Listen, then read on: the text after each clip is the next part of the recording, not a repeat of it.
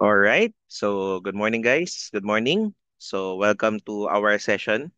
So, this is just the continuation no, of our previous lecture. So, we're gonna talk about the basic signals. So, welcome back, guys, sa ating next topic sa ECE Essentials. Okay. So, last time, we have discussed no the basic concepts ng signal spectrum and signal processing. So for today, we're going to study some basic signals. Okay? All right. So this is the session outline for today's session. So ito yung mga i-discuss natin. It seems plenty pero ano lang no. Kumbaga, inisa-isa kasi natin yung mga basic signals na ginagamit natin, guys. Okay? All right. So let's start with the most fundamental. Okay, and I think everyone still knows this. So we have the unit step signal. So unit step signal is also known as the Heaviside function. So it is denoted by U of t. Okay, and the definition of U of t is that the value of U of t is equal to 1 when time is greater than 0 and 0 when time is less than 0. Okay, so kung mapapansin nyo, yan, sa right pala is yung kanyang graphical representation ng ating signal. Now, if you notice that the definition of the unit step signal is hindi siya defined no at time equals 0. So alam natin when time is greater than 0, 1 siya. When time is less than 0, 0 yung value niya. So at time equals 0, no, so the unit step signal exhibits what we call as the jump discontinuity. No, so when we say jump discontinuity is that as the signal okay approaches 0 from the negative side, so bale mula 0 siya. Okay, and then ito naman as the signal is moving from 0 to the positive side, makikita natin that there's a sudden change, okay, in the amplitude. So dito guys sa gitna, so it's neither 1 nor 0. So this is discontinuous. Okay? Ayan, no? Later on, we're gonna study the ano, no, counterpart of this on the discrete time signal because this one is actually continuous time. So pagdating sa discrete time, medyo iba. Okay? Alright. So, okay. So, let's answer the first review question. So, the unit step signal is used to represent. Okay, no? So, by the name itself, no, since meron tayong discontinuity, no? So, from the choices, ano kaya ang possible? A, sudden change or switching in a system. B, continuous ramp increase. C, periodic function. D, sinusoidal excitation. So, the answer is nothing but option letter A. Yan, no? Sudden change. So, if we want to model, okay, a sudden change, okay, in our system. So the most applicable signal to use is the unit step signal or the step signal. So the word unit indicates that the amplitude of the unit step is 1. Okay. So next question. Yan. Okay. So question number 2. Okay, which of the following signals is x of t equals 3 u of 2 minus t? So, in the context of board exam, so wala namang drawing masyado. So, usually ang tanong dito is yung may drawing tapos hinahanap yung expression. Okay? So, you're given a figure, one figure only, and then you'll be asked ano yung equation niya. But yan, ito medyo baliktad sa example natin. So, paano ba mag-sketch ng unit step signal? So, pag mag-sketch no, yung parang drawing kanina, so, paano kapag may ganito na? So, yung unang titingnan natin dito is the amplitude. So, pag wala nakalagay na amplitude, of course, 1 po yun, kaya siya unit step. Pero dito, guys, no, it's indicated that the amplitude is 3.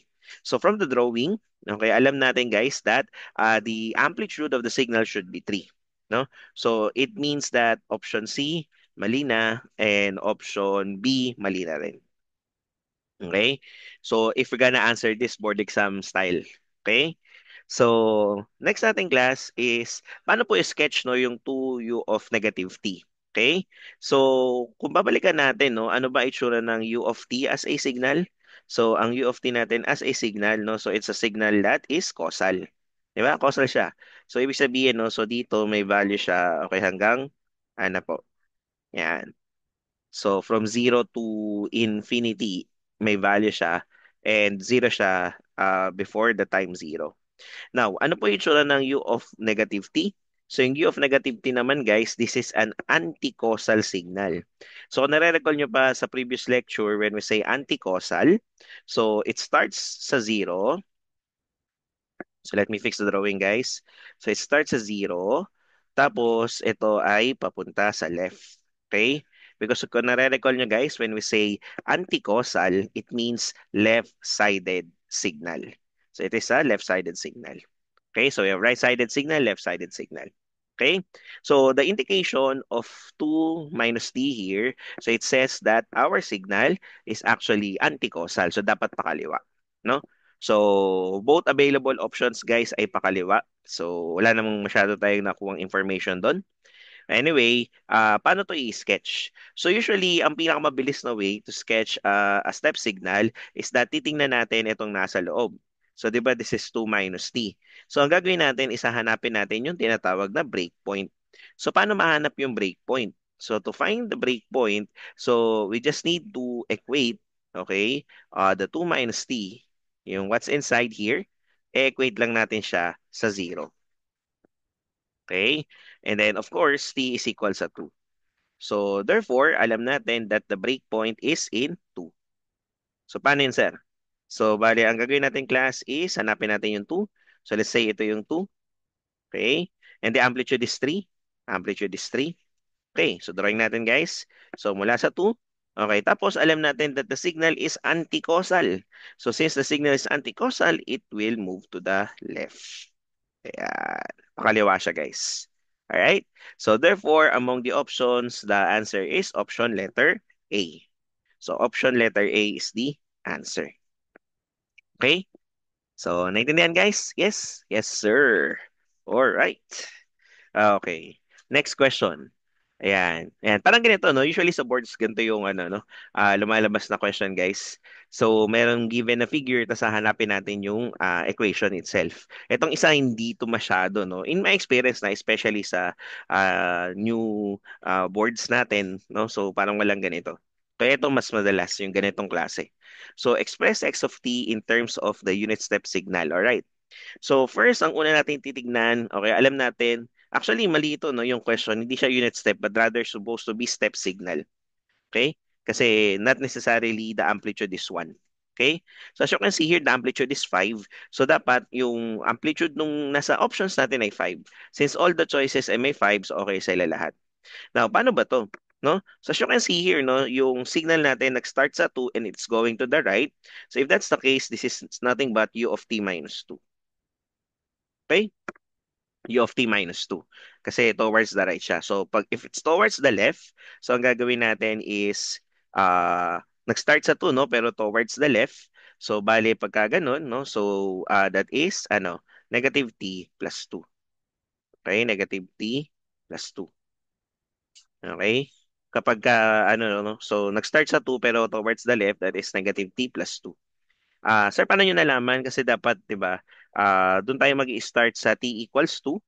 So, kung tayo ay left-sided signal, so dapat negative yung t. So, ito yung transpose nyo sa kabila. So, magiging 2 minus t or negative t plus 2. Pero since this is right-sided signal, ito dapat yung i-transfer nyo sa kabila para t minus 2 equals 0. At ito yung argument ng ating u. Ano na-guess nyo na guys? Yes, yes. Okay, sige. So, this is u of t minus 2. And alam natin guys that the unit step signal is from the breakpoint up to infinity. Okay. Kaya lang as you can see here, no, tumigil siya or nawala siya, o kaya specific, at a specific point. So, in that case, this specific point, guys, no, so ma-figure out nyo naman based sa drawing, this is 9. So, ibig sabihin, may sinabtract tayo sa kanya. Kasi dapat talaga, yung u of t minus 2 ay dire-diretso hanggang dulo. Dire-diretso yan hanggang dulo, guys. Okay? Kaya lang, nawala na itong part na ito, no? So, ibig sabihin, may sinabtract tayo sa kanya. At ang sinabtract natin, another step signal na nag-i-start kay u of, nag-i-start kay t equals 9. And of course, para masubtract siya, dapat towards the right din siya. So, therefore, this is nothing but u of t minus 9. So it means guys that the signal x of t in this case is what? So yung x of t natin ay equal sa 5 times the quantity u of t minus 2. Tapos ima-minus natin si u of t minus 9. Okay? So therefore, from the options, our answer is the option letter A. Letter A in this case. Yes? Yes, sir. All right. All right. Yes, yes. Okay? Got it? Okay. Sige. So now let's talk about the properties no of the unit step signal. So u of t plus u of I mean u of negative t. So the answer is 1, of course, 'di ba? Kasi we know guys that u of t is a causal right-sided signal and u of minus t is a left-sided signal. So pag pinag-add natin sila, mako-cover na natin yung buong 1. Gets? Okay, kasi if you remember, yan, ano po itsura ng okay, U of t. U of t ay ganito, class, no? U of t, ganun. O ano itsura ng U of t minus 1? U of negative t rather. So, mula dito, pa-left naman siya. So, considering the 2, so parang na-cover na natin yung full na 1. So, equal sa 1 yun. Okay. And of course, no, since it extends to infinity, so basically, it is unaffected no by scaling, by time scaling. So yung u of 80 natin is simply u of t. Okay? For a is greater than 0, of course. Because if a is less than 0 or negative siya, so magpi-flip yung causality ng ating signal. Okay? Ayos ba? Yes. All right. Sige. Try natin to. Number 4. Question number 4. In terms of unit step signal, okay, the signum function is given as, okay, what is a signum function, no? Or signum signal. So let us write the signum. Yan, sulat natin yung itsura ng signum signal or signum function. Okay. So ang signum signal, guys, or signum function, so let's say ito yung ano natin, no? So yung value niya ay 1 when t is greater than 0. So this is 1, guys. Okay, atong value naman niya ay negative 1. Yan, this is negative 1 when t is less than 0. Okay? So, yung signum signal guys, when t is greater than 0, the value is 1. When t is less than 0, the value is negative 1. Okay? And kapag ano guys, no, kapag 0 is ano siya, discontinuity. Okay? So obviously, itong isa, this is actually u of t, right? This is nothing but u of t. Ito u of negative t. Okay, kasi pakaliwa, taas ang amplitude niya is negative 1. So basically, this one is nothing but, okay, negative u of minus t. Okay? So ngayon, ipag-add lang natin no, to get the signum signal. So yung signum signal natin is nothing but, ano guys, okay, u of t, okay, plus u of minus t. Ayan. However, guys, from the options, it just so happen na walang ganun. So wala yung u of t plus u of minus of u of negative t. But okay, alam natin kanina na if based sa property ng step signal, yung u of t plus u of okay, negative t is equal sa 1. So by the way, mali pala to guys, no, sorry. Negative siya kaya minus, no? Pag pinag-add natin yung bali plus negative, parang ganun, no? Gets? So bali u of t plus nung negative u of t kasi negative u of t nga pala isa. Now, from here, u of t, okay, plus u of minus t equals 1. So, alam natin that u of negative t is nothing but 1 minus u of t. Okay? At kung kailangan natin ng negative u of negative t, so this is minus 1 plus u of t. Minus 1 plus u of t. Okay. So, now we can now have an alternate expression for the signum signal. So, ano yung alternate expression natin, class, no, for the signum signal? So, signum signal. So, this is equal sa u of t, okay, plus nung negative u of t. Yung negative u of t, this is given as negative 1 plus u of t. Okay? So, okay lang na nakuha guys. So, therefore, this is 2 u of t, okay, minus 1. 2 u of t minus 1. Okay, so therefore, our answer is nothing but option letter D. Okay? So, is it fine, guys? Nagagets naman? Yes? Yes, sir. Okay. So, next. Okay, the signal x of t equals e to the minus t of t is what? Okay, one purpose no of using the unit step signal. Kasi alam natin guys no, ang u of t wala lang naman to, 'di ba? So this is nothing but 1. So this is nothing but 1. So sa definition nito, ito ay 1. 'Di ba? 1 lang siya. So parang 1 times something, parang wala lang 'yan, right? However, okay, we often use the u of t because of its property. And what is that? Ang value niya ay 1 from 0 to infinity and 0 otherwise. So, kung nare-recall nyo guys, no, anong type ng signal again? Ang value niya, ano yung type ng signal again? Okay, kapag ang value niya is positive time. Okay, so ang tawag natin doon is causal signal. Okay, so pag kinabit ang u of t sa kahit anong type ng signal, it actually becomes causal. Okay? So, malalaman natin yan pag sa Laplace transform. Kung nare-recall nyo guys, no, bakit kapag nag-unilateral Laplace transform tayo, dapat may u of t. Okay? So, I don't know if I mentioned that already sa ating control systems last year or last year ba yun? Last sem. Kung na-mention ko sa inyo yung reason, nilagyan natin ng U of T yun kasi pag walang U of T, hindi defined ang unilateral Laplace transform. Kasi 'di ba, kung mare-recall nyo, ang unilateral Laplace transform is ano no, integral ng x of t e to the negative st from 0 to infinity. And of course, lahat ng signal guys, hindi naman siya defined lang from 0 to infinity. No? So, halimbawa, yung sine, yung cosine, yung e to the minus t, right? So, those signals, hindi lang sila defined dun sa range na yon. Oh, kaya, by adding u of t, it ensures that the signal will be causal and will be fit no to the definition of the unilateral Laplace transform na pang 0 to infinity lang. Okay? So yun, no? So although 1 lang yung value niya, mahalaga siya para ma-ensure natin na yung signal ay naka-defined dun sa range na tama. Okay?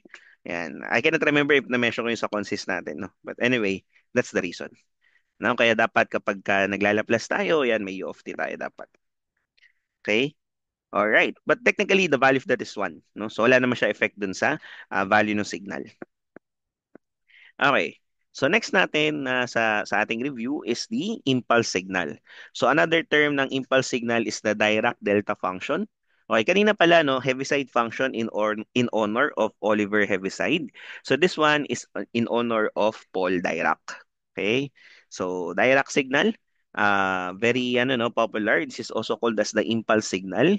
So ang value ng Dirac natin ay 0 when t is not equal to 0. At sa zero mismo guys ay may upward arrow. So yung upward arrow na yon, it points na ang value niya is infinity. Sir, parang may nababasa po ako na 1. Yung 1 doon is yung area. Okay? So yung 1 na tinutukoy doon is yung area nitong signal na ito. Yan. So yung 1 na sinasabi actually is the area. So yung area ng signal natin, okay, is equal sa 1. Okay, tapos yung ating amplitude is infinity. Again, pagdating natin sa equivalent nila sa dt because the impulse signal is continuous time. So pagdating natin sa discrete time, yung value niya, yung ano niya, definition niya medyo mag-iiba. Okay? Now, speaking with the unit step, no, so the impulse signal is actually the derivative no of the unit step signal. Okay? So properties, no? So pagdating sa ano no, sa in the context ng board exam, no? So more on property-based questions no yung natatanong sa impulse. So the first one is area property, alam natin 'yon, no? So na-mention ko na 'yun, 'di ba? So yung area no ng impulse signal is actually 1.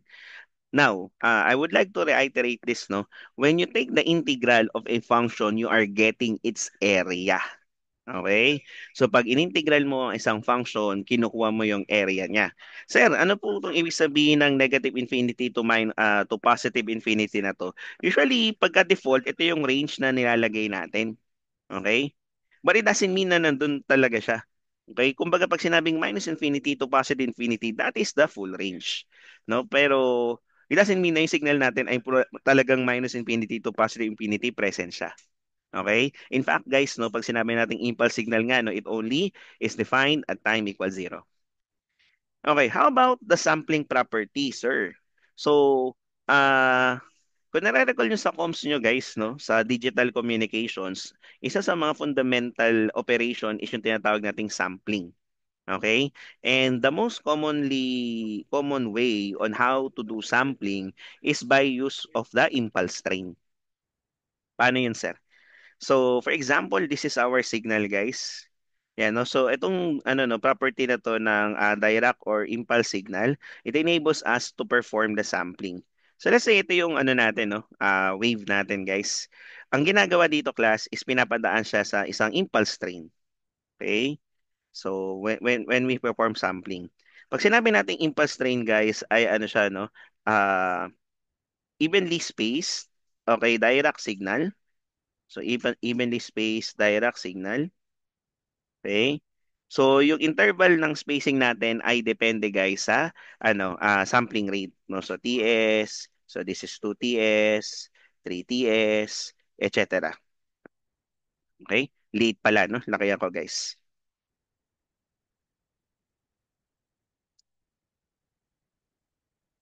Ayan, so yun, no? So, 'di ba halimbawa kasi kasi nga remember, na-discuss na rin natin dun sa previous review session natin na pag sinabi nating sampling, okay, that is the process of converting continuous time signal papuntang discrete time signal. And to do that, okay, to do that, kailangan maging discrete yung time natin. So, ang ginagawa natin is nagsasample tayo sa discrete intervals of time.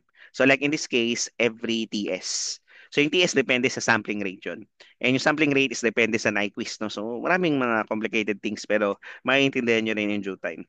Or naintindihan nyo na nung kayo ay nag-digicoms. Okay, anyway. So, ang nangyayari ngayon, because of the sampling property, ano po ibig sabihin nito? Ang ibig sabihin nito, guys, is that if you have a shifted Dirac, okay, signal. So, this is a shifted, no?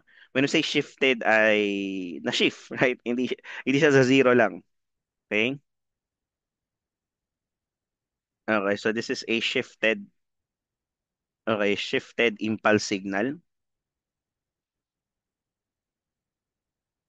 Okay, shifted impulse. So yung pag na-shift yung impulse natin, guys, okay, ang mangyayari is kakabit siya doon sa ating original signal. Yan. So, ang mangyayari ngayon, class, is like, 'di ba, ito yung original signal natin. Okay? So, ang mangyayari magiging ganun. Okay? Ayan. So, basically, yung magiging amplitude nung ating direct signal is actually the amplitude, no, of the sample signal. Okay, guys? So, matatanggal na to actually. Dinrawing ko lang to para makita natin. No? Ayan. So, bali ganito na siya. Oops.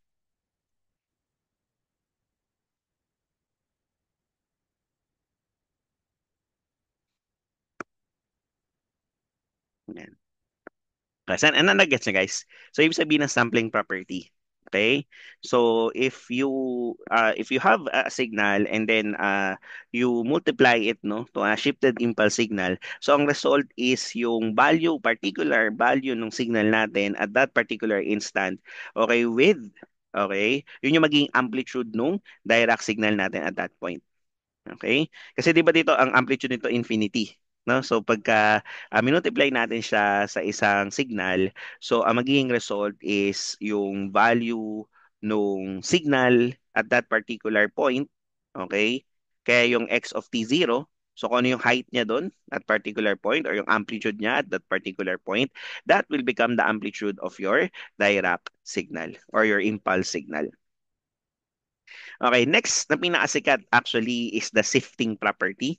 So sa shifting property is basically, ang ibig sabihin nito class, if you take the integral or you take the area of the signal multiplied by a shifted Dirac signal, so the value will be equal sa, okay, value ng signal na yon at particular point. Kaya lang, okay, ingat lang dito guys, no, because, okay, dapat we make sure guys that uh, that dapat within the range, nung limits natin. Kasi minsan hindi minus infinity to positive infinity yung limit eh. Sabi ko nga guys, kapag minus infinity to positive infinity, pang buong duration yun. Pero pwede kasing hindi yun yung ibigay. Like, kunyari, from negative 5 to 5 lang, pwede yun. No? Shifting property will also work. Provided that TO, okay? So, provided guys that yung point na TO natin, class, is inside the range. So, halimbawa, pinalitan natin to, no? So, instead na minus infinity, ginawa natin from A to B. Bawal lang. So from A to B yung limits ng integral. So dapat yung T sub O natin ay nasa loob nung between A to B.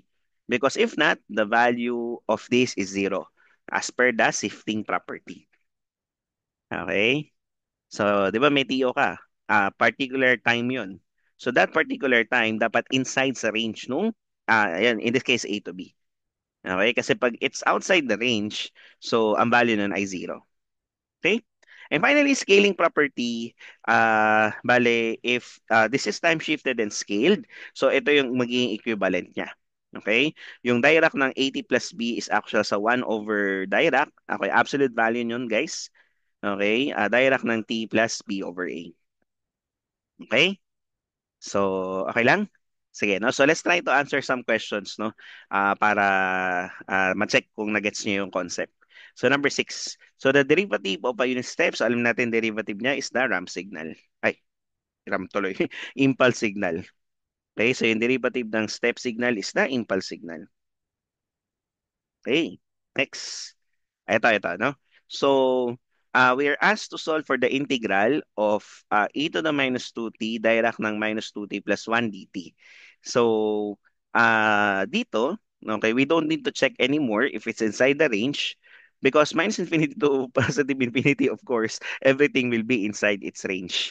Pero kunyari, class, ang nakalagay dito, no, instead nito ay integral ng okay, integral ng kunyari negative 2 to 3. O yan, we need to check, no? We need to check if the Dirac itself is positioned no within the range. Okay?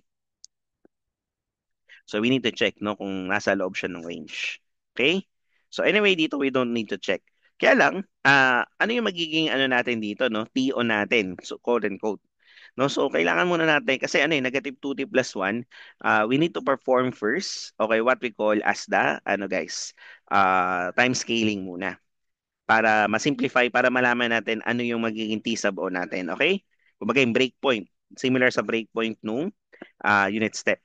So magpe-perform muna tayo ng ano, dito muna siya guys. So we're gonna perform uh, what you call this? Tawag dito. Eh. Ano yung pangalan ng property? Scaling property. We're gonna perform the scaling property. Okay? So we have the Dirac of, ano guys, negative 2t plus 1. Alright.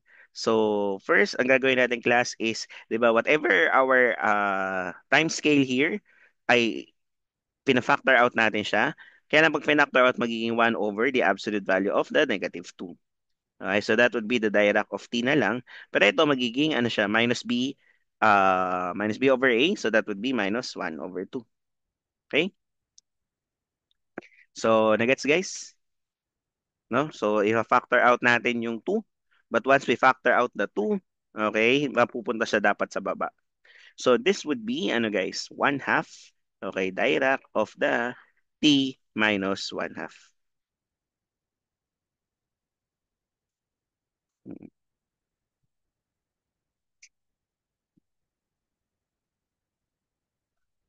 Eh, yun ma'am yung ano, hindi ko na pa, yung naalala nyo ma'am, yung na-late yung ano ko.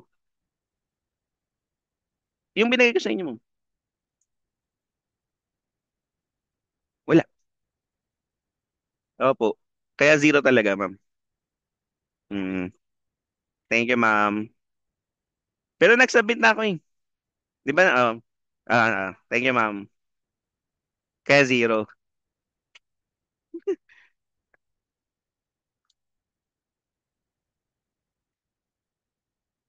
Hello, hello. Okay guys, sige, let's resume. Okay. So, ayan, maging ganyan na siya. So ngayon, i-substitute, i-back substitute na natin doon sa integral natin. So we have, okay. So minus infinity, infinity. So we have the e to the negative 2t. Okay. Magkakaroon ng 1 half.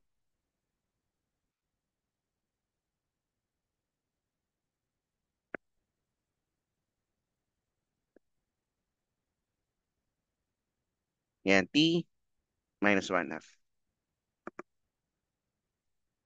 Okay, okay na? Yes, yes. Okay, so ngayon pwede natin siya ilabas. So this would be 1 half integral ng minus infinity to positive infinity ng e to the negative 2t direct ng t minus 1 half. Ayun. Okay? So from there, we can now apply the shifting property. So paano nga ulit shifting property, sir? So we have 1 half. This is our x of t kasi in this case. So this would be our x of t.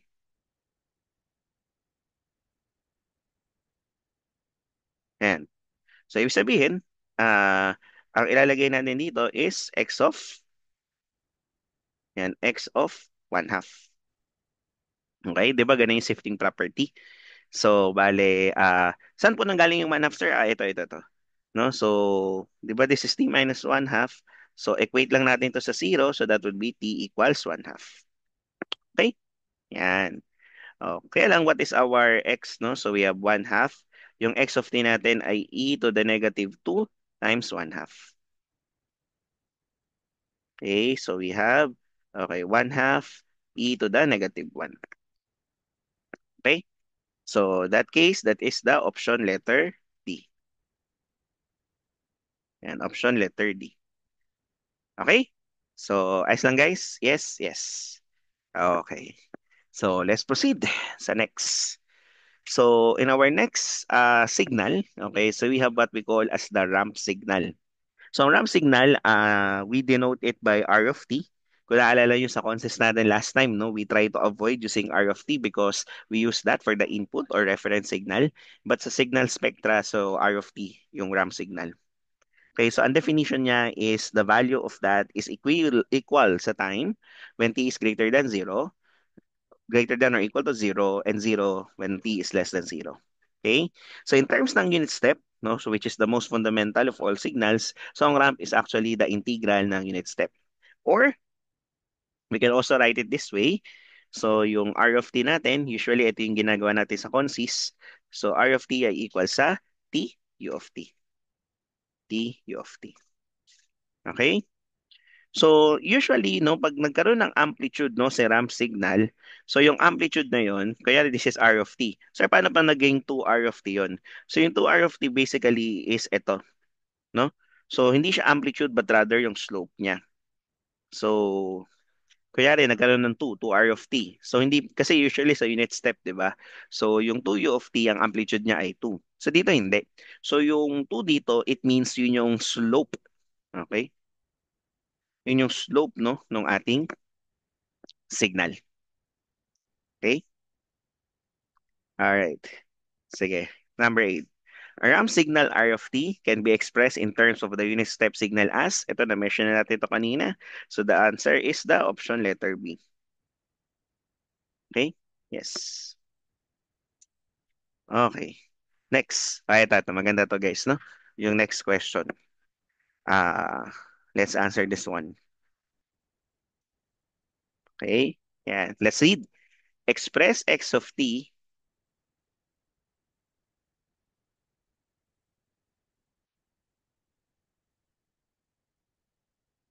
Okay, express x of t using singularity functions. Okay? So express x of t using singularity functions. All right. Okay. So ano ba yung singularity function na na mention dito is actually the uh, unit step and the ramp signal. Okay? Step and ramp signal. So yun yung singularity function, no? Na tinutukoy dito. Okay. All right. Okay. So, game. Let's solve this one. So as we can see here, guys, no, if it starts with 0, so this is 0, right? So this is 0, tapos 2 siya. So 0 tapos 2.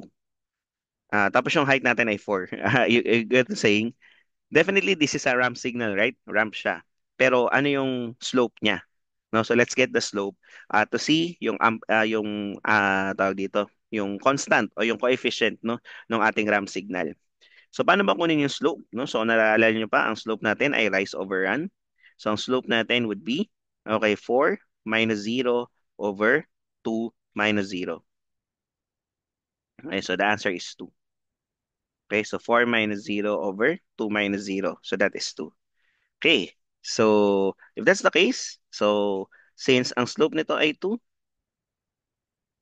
okay? So, alam natin class na yung signal dito is 2 R of t. Okay? So, yung signal natin dito is 2 R of t. So, let me write guys. Yan, 2 R of t yan. So, ngayon, tingnan nyo dito, no? Ang slope natin, pagdating sa time equals 2, okay? Ang slope natin dito, simula dito guys, no? Ang slope natin ay 0 na. So, ibig sabihin, no, at this particular point, may nabawasan yung slope natin. So, dahil nabawasan yung slope natin, kailangan mag-minus tayo dito ng, ano guys, minus tayo ng 2 din. R of, saan siya? T minus 2. Okay. Naya-gets nyo guys? Kasi 'di ba ano no, definitely since paslant 'yan, alam natin that is actually a ramp signal. Ang slope diyan ay 2. Pero pagdating sa time na 2, bigla naging 0 na yung slope natin. Sir, paano yun na naman naging 0? Pag horizontal line, guys. Okay, pag horizontal line, 0 yung slope nun, right? So, ibig sabihin, nabawasan ng dalawa yung slope natin. Remember, guys, that the coefficient, the numerical coefficient of the ramp signal is actually the slope. So at that particular point ng minus 2 tayo, kaya m equals 0 na siya. So dire-diretso na siya, no? So technically, it should be extending up to infinity. Pero pagdating sa time 3, okay, ano nangyari guys? Pagdating sa time 3, nawala, na-cut siya. So therefore, nag-subtract na naman tayo, no? Pero this time, since yung buong signal nawala na siya, so ang sinubtract natin ay u of d minus 3. Okay? U of t minus 3. Kaya lang, syempre, pag u of t minus 3 lang, kulang yun, no? So, we need to get the amplitude, no? So, we have the 4. Okay? So, therefore, pag pinag-combine natin itong mga to, we have 2r of t minus 2r of t minus 2 minus 4u of t minus 3. Okay? So, and that is the option letter D. Option letter D. Okay? So, naintindihan guys? Yes? Yes, sir. Okay. Now let's talk about, okay, eto na, punta na tayo sa DT. Okay, so sa discrete time. Kasi yung kaninang mga diniscuss natin, yung step, ramp, no? So these are, ano guys, what you call this, continuous time. So dito, okay, discrete time na tayo. Okay? Almost the same, right? Yung definition niya, yung U of N natin. Pero dito mapapansin nyo class, kasama na yung zero. Okay, so yung U of n natin, 1 siya when n is greater than or equal to 0 and 0 otherwise. So as we mentioned here, no, one of the key difference for the unit step sequence compared to the unit step signal is that the value of the function at n equals 0 is equal to 1 and not a discontinuity. Okay? And it changes a lot of things. It changes a lot of things. Una is based dito sa definition natin. Like, kanina, di ba? Yung u of n plus u of t plus u of negative t is equals to 1. Pero dito kasi pag pinag-add natin, okay, since ang u of n is nag-i-start siya sa 0, papuntang infinity, 0 kasama. Okay? Ang u of minus n, 0 ay kasama din. Okay, so ibig sabihin pag pinag-add mo siya may extra and that extra is attributed to the unit sample sequence or Dirac of n. Okay? Ayan. Bali kasi magpapatong eh, no?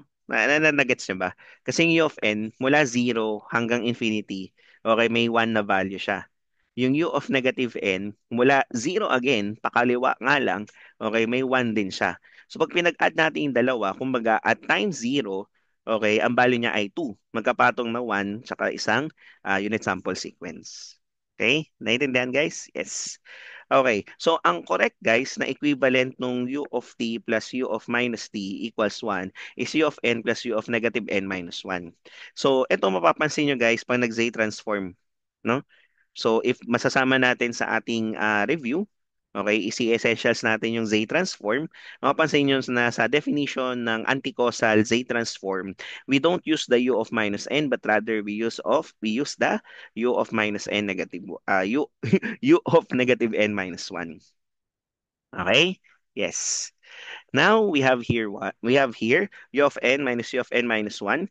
So pag pinag-subtract natin yung magkasunod na unit step sequence, ang lalabas ay yung unit sample sequence o yung Dirac of n. So ito yung tinatawag nating first difference. Okay, first difference. So sa continuous time, kung nare-recall nyo, the Dirac signal is actually the derivative, no, of the unit step signal. So pagdating dito guys, ang tawag ay hindi derivative but rather the first difference. Okay?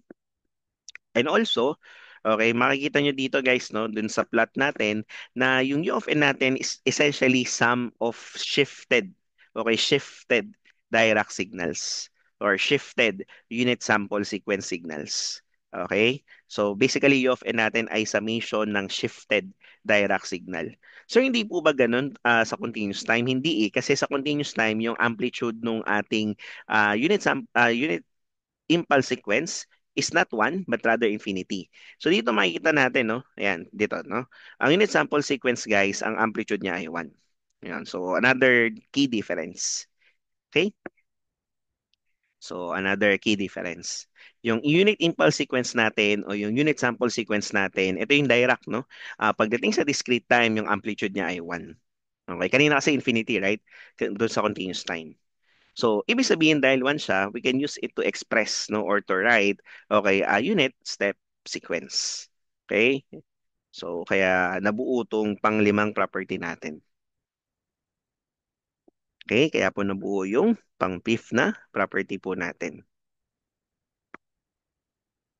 Okay? Is that clear, guys? Yes? Yes, sir. Okay. All right. Yes. Okay. Sige. So, properties ng unit sample sequence. So almost same lang sa mga property natin kanina, no? So meron tayong ano guys, meron tayong scaling property. But take note guys, in this scaling property, okay, look at this. Wala siyang 1 over A na magiging amplitude. And of course, dapat yung B over A natin dito is ano no? Ano sabihin nito, no? Yan, medyo weird yung symbol niya. So, ibig sabihin nito guys, dapat yung B over A mo is ano no, integer. No, so dapat ano no? Basically ang ibig sabihin nito dapat integer. So B over A must be integer.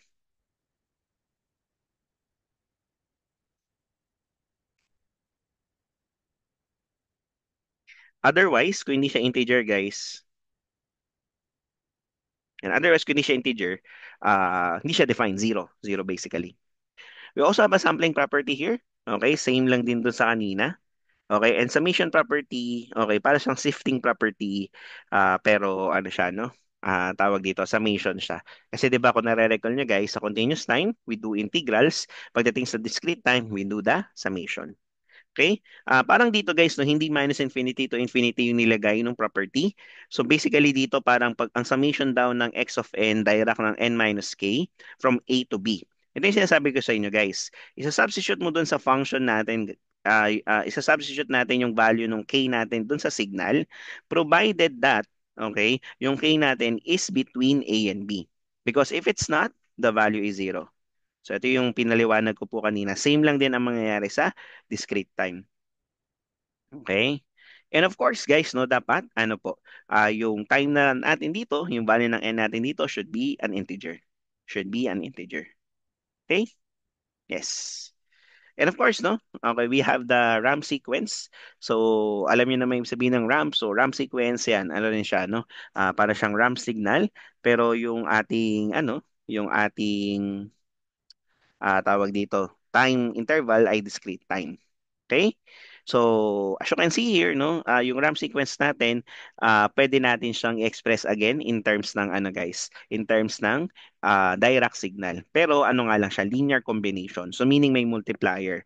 Like, di ba kanina, inad lang natin lahat ng unit sample sequence o nung Dirac para ma-produce si unit step, or sorry, unit sequence.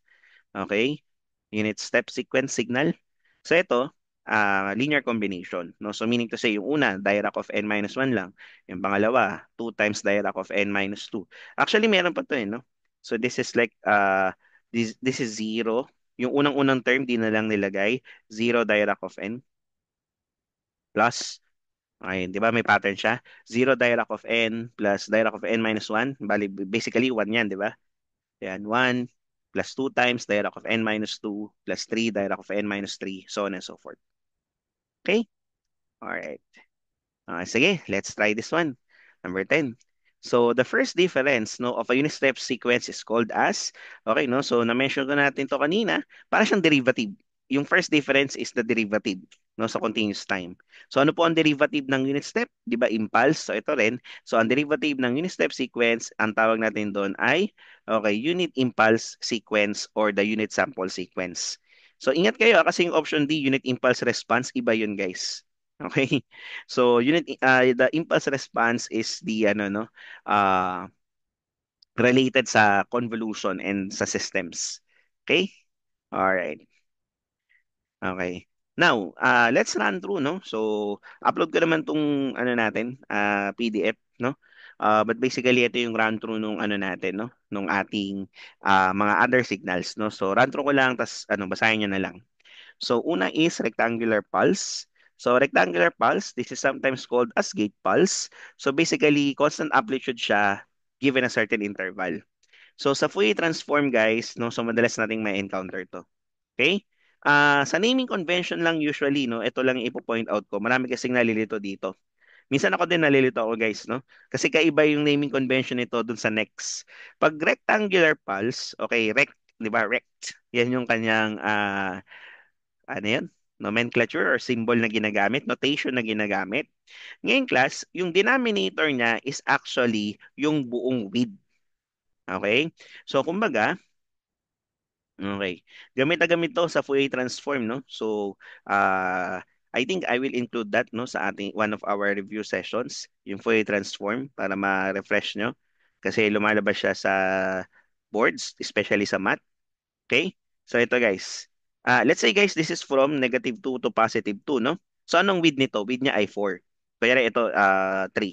So basically, if you write the x of t here, so yung x of t natin ay equal sa 3 rect. Okay, rect ng ano sir?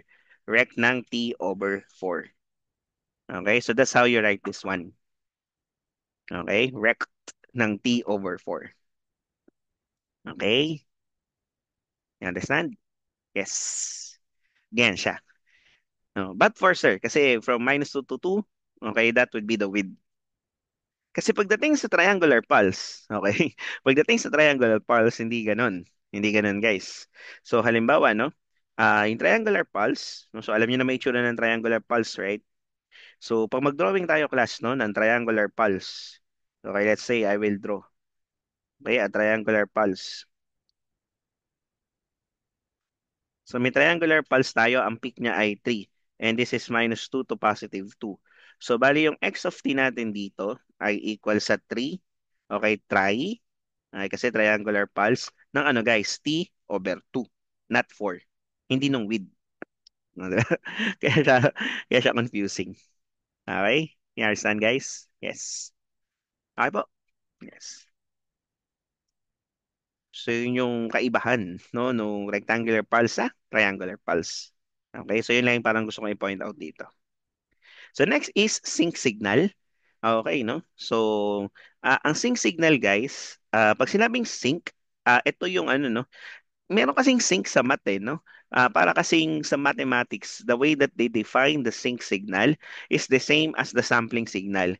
Pero sa atin sa ECE kasi class, yung sync signal natin, specifically, ito kasi yung ginagamit natin sa communication systems. Yan. Ito yung may pi, no? So yung sync ng 80 natin is basically sine ng A pi t over A pi t. Okay? So dapat may pi. So like pag sinabing sync ng 40, so let me emphasize this, no? When we say sync ng 40, so when we say sync ng 40, this is actually sine ng, okay, 4 pi t, okay, over 4 pi t. Got it? Yes. So ganun siya. So, bale, sync ng 4t ay sync ng 4 pi t over 4 pi t. Okay? Now, these are all the properties. So, one of the important properties here is yung integral niya, yung area. So, yung area ng sync signal is 1 over A. Okay? And this also, yung second integral, nagagamit din to guys. So, nagagamit din to second integral kapag naka-square siya. Okay? Yes. Ngayon, yung madalas na ginagawa ng math, they call this also a sync signal, but this is called the sampling signal. Ayan. So, yung sampling signal natin, ayan yung walang pi. Like, pag sinabing SA ng t, that is sin t over t, which is equivalent sa sync ng t over pi. Kumbaga, tinatanggal natin yung pi. Okay? So, I hope you understand. Kaya I hope you get it this way. So, pag sinabing sampling of t, okay, ito yung sin t over t. Okay, which is equal sa sync ng t over pi. Okay? So, sige nga, pakita nga natin kung ba't naging ganun. So, kung naalala niyo yung sync, no? How to write sync? So, to write the sync, this is simply equal sa sin ng, okay, di ba kanina, sin ng 4? So, 4 pi. Ito, sync ng 1 over 5. So, bali 1 over pi, pi t. Okay? Over, yan, 1 over pi times pi t.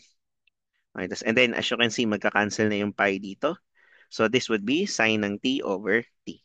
So parang ano no, okay sir, nagigets naman namin pero don't ano no, I mean please take note of this because pagdating natin sa medyo advanced problems, sometimes this fundamental step will really help you a lot no in solving. Okay? Oh, tapos no, so kung nare-recall nyo din guys is that yung property natin, 'di ba? Ito, yung integral natin ng sync ng AT is 1 over A. In this case, sa sampling natin class since yung 1 over A natin, yung A natin is equal sa 1 over pi. Basically, yun yung ibig sabihin nito, no? So, bale, for the sync, no, so yung A natin ay equal sa 1 over pi. So, definitely, yung 1 over A natin ay equal sa pi. So when you take the integral of the sampling function equal siya sa pi, tapos when you take the integral of the sampling square function is also equal sa pi. Now, anong pagkakaiba ng dalawa, sir? So ito kasi, kapag ka-sync signal guys, no, so yung ating intervals ay base sa A. So bale, yung crossing niya, no, dun sa ano, yung crossing niya dito sa axis natin is nakadepende sa value ng A. So 1 over A, 2 over A, 3 over A, plus minus nun. So dito guys, multiples of pi as you can see. So nagko-cross yung ano natin, no? Yung sampling signal natin sa multiples ng pi. Pi, 2 pi, 3 pi, tsaka yung negative nun. Negative pi, negative 2 pi, negative 3 pi. So sa graph. Kumbaga pi yung nandito. Okay? Alright. Okay. Sige. So ngayon guys, no? So kagaya nung sa last time, so meron tayong take-home exam. But this one, I need the submission, no? I need the submission sa take-home exam. So after nung health break na lang siguro. Okay? So so bagay, health break naman nung ano, tapos naman na yung health break sa Thursday sa next meet natin. I mean sa ano, pero nonetheless, no? Yun, no? So after ng health break, you submit the answers sa take-home exam. Okay? So this is the first one. Uh, this is the second one. And this is the third one. Okay? Ayan. So, how to submit? Uh, siguro I will be sending out, I mean, isusulat nyo siya. Okay? Kagaya ng instruction last time. And then, yung assignment last time, tsaka yung ngayon, yung take-home exam ngayon, isubmit nyo na rin siya together. Okay? I will collect, no? Siguro I will send, I will attach a link no on this when I upload this no. Kasi 'di ba ina-upload natin to as a video. So may link na lang siguro doon, maybe a form, Google form wherein you can submit the two homeworks. Okay? Sige. So that's it no for this session. Thank you everyone guys and God bless everyone. Bye-bye guys.